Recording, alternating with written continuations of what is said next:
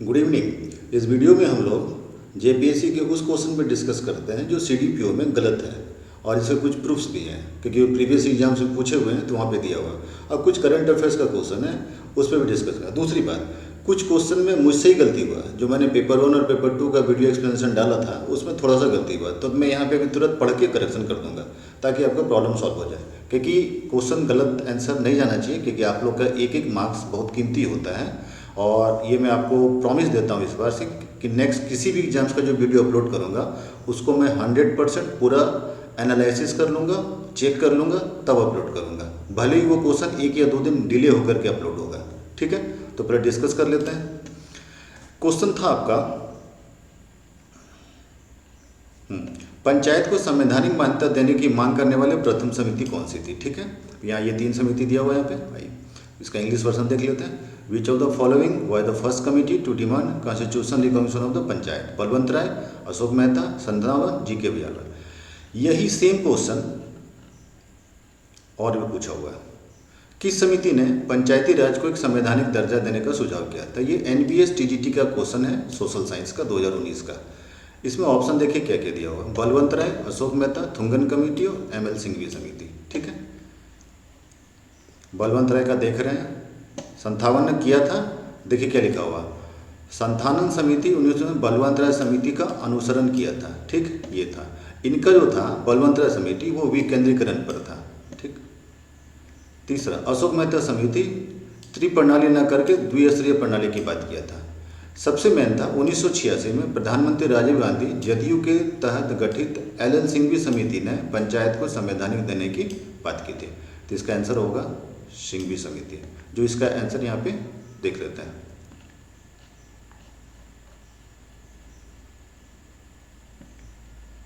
ये चारों में से कोई ऑप्शन नहीं है, सिंघवी समिति यहाँ पे ऑप्शन में हमारे पास नहीं है। ये क्वेश्चन थोड़ा गलत हो गया। दूसरा क्वेश्चन है, क्षेत्रीय व्यापार और मुद्रा को मजबूत बनाने के लिए किन 2 देशों द्वारा 2023 में रुपए के व्यापार लेन देन शुरू किए थे? देखिए यहाँ क्वेश्चन गलत है, शुरू नहीं किए थे होना चाहिए, तो फिर होता भारत और मालदीव। इंडिया और नेपाल के बीच में भी हुआ है, इंडिया श्रीलंका का भी हुआ है, इंडिया बांग्लादेश का भी हुआ, इंडिया रसिया का भी हुआ है। पहले इसका ऑप्शन देखते हैं। ठीक, ये एक आर्टिकल आया था, भारतीय रुपए का अंतर्राष्ट्रीयकरण। ठीक है, इस आर्टिकल में लिखा हुआ है भारत के कुछ पड़ोसी देश जैसे भूटान, बांग्लादेश और नेपाल ने भी रुपए के अधिक विविध मुद्रा के रूप में किया जाता है। ठीक, अब इसी में जो है पूरा आर्टिकल है ये आप आर्टिकल चाहिएगा तो मैं ये आर्टिकल को आप हिंदी में खोल सकते हैं। जैसे आप गूगल सर्च मारिएगा, internationalisation of the rupee without the coin tossing, ये 7/7/2023 का आर्टिकल है। हिंदी में ये आर्टिकल पूरा छपा था, और वही आर्टिकल का हिंदी कॉपी मैं आपको यहाँ पे दिखा रहा हूँ। ये पूरा वही है, वो रुपये से क्या लाभ होगा ये, ठीक है, इसका प्रभाव क्या है और इसके सामने क्या क्या चुनौतियाँ आ सकती है वो भी उसमें बताया गया है। ठीक है, पूरा आर्टिकल है, पढ़ने लायक है, तो इसलिए इसका आंसर वो भी गलत हो गया। ठीक, दूसरा देखिए, ये बांग्लादेश वाला है, 1 महीने के गैप पे हुआ था। ठीक है, बांग्लादेश वाले में क्या हुआ था, प्रधानमंत्री मोदी जी ने, देखिए वो जनसत्ता में छपा था, भारत और बांग्लादेश के बीच रुपए के व्यापार में शुरुआत, जानने क्या होगा फायदा। ठीक, स्टार्ट किया गया था। आइए आर्टिकल कब का है, जुलाई का है। जुलाई में पहले बांग्लादेश ने अडॉप्ट किया था, और बांग्लादेश के अडॉप्ट करने के बाद अगस्त में बाकी 3 कंट्री ने भी अडॉप्ट किया था। मालदीव इसमें नहीं होगा, इसलिए क्वेश्चन का आंसर गलत हो गया। तीसरा है, 14 अगस्त 2024 तक भारत का कौन सा राज्य प्रथम इन विट्रो फर्टिलाइजेशन के लिए निःशुल्क चिकित्सा उपलब्ध कराएगा? देखिए 24 नहीं होगा, 23 होगा। ठीक है, आंसर तो गोवा होगा, आप लोग भी किए होंगे, सही बात है। ठीक, अब इसका आर्टिकल देख लीजिए। ये आर्टिकल है, in the first in India Goa to give the free IVF treatment in government hospital. ठीक है, आर्टिकल कब का है, इकोनॉमिक्स टाइम्स का आर्टिकल है। ठीक, और ये किस डेट का है ये भी देख लेते हैं, 15 अगस्त 2023। और ये नहीं कि करेगा, साफ साफ ये लिखा हुआ है, गोवा पहली बार मुफ्त इन विट्रो उपचार देने वाला भारत का पहला राज्य बन गया।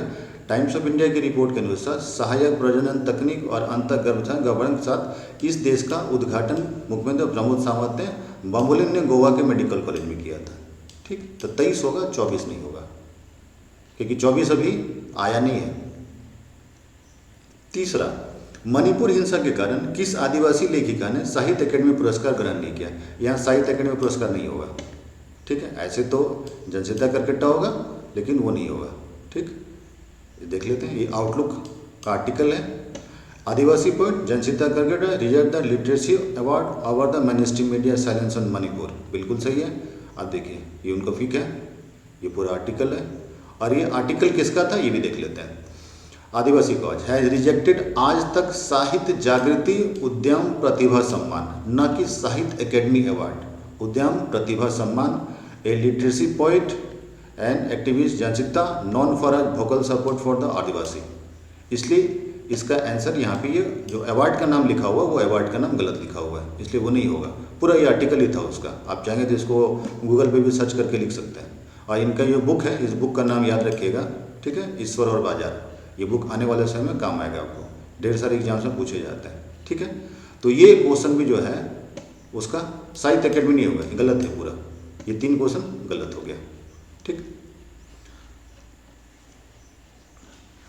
हाँ, अब बात करते हैं क्वेश्चन का आंसर में गलती। मुझसे 2-3 जगह पे गलती हुई थी। वो गलती क्या था, अवायवीय अवस्था में पाइरूट को टूटने का फलस्वरूप खमीर क्या बनता है, इथेनॉल होगा। हमसे गलती से लैक्टिक एसिड हो गया था। इथेनॉल भी होता है और कार्बन डाइऑक्साइड भी होता है, तो इसको आप ठीक कर लेंगे। एक दूसरा एक क्वेश्चन हमसे गलती हुआ था कि पहले चरण के झारखंड की लोकसभा 2024 चुनाव में कितने सीटों पर चुनाव हुआ था, हमसे 5 हो गया था, जबकि इसका आंसर 4 होगा। जो आप लोगों ने कमेंट दिया था वो कमेंट सही दिया था। तीसरा एक क्वेश्चन था आपका पेपर 1 का था, झारखंड राज्य के किस जिला में विंध्यान बालू का प्रस्थ और चूना पत्थर पाए जाते हैं, ठीक है। इसका आंसर गढ़वा होगा, हमसे इसका आंसर चतरा हो गया था, तो आप इसको भी ठीक कर लीजिएगा, ठीक। चौथा एक क्वेश्चन हमसे गलती हुआ है कि झारखंड के किस राजा ने अंग्रेजों से अपमानित होने के बाद बनारस की गंगा नदी में कूदकर आत्महत्या कर ली थी। इसका आंसर अर्जुन सिंह होगा, हमसे इसका आंसर प्रताप राय हो गया था, इसको भी आप ठीक कर लीजिएगा। इसके अलावा एक क्वेश्चन मुझसे रीजनिंग में भी गलती हुआ था, जो आप लोगों ने कमेंट किया था, बना सही था बट मैंने उसका जो टिक किया था हड़बड़ी में गलत कर दिया था, तो उसको अब ठीक कर दिया गया, ठीक।